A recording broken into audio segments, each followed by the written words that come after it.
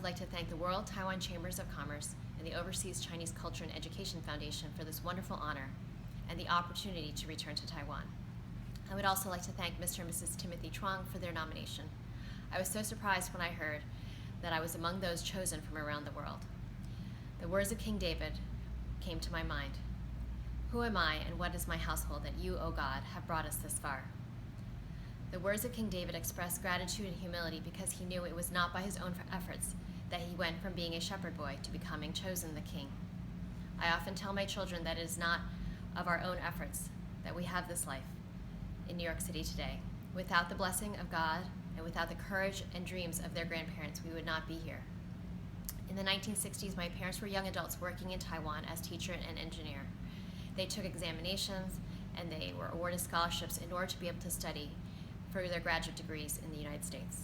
They made this difficult and frightening decision to move far away from family and friends and settle in a foreign land where they were unfamiliar with language and customs and were often looked upon as outsiders. They did all of this in order to give their future families better opportunities.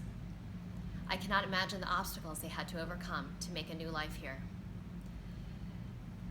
And despite this difficult journey, they always made it important to help others along the way when they could. I watched their church over the last 40 years serve so many Taiwanese immigrants who pursued their dreams to the New York City area, providing friendship and comfort as they were settling in to this new city. So many of my friends have similar stories to mine because they are also children of immigrants. This is an important and courageous history that we have, and we must pass it down to our children.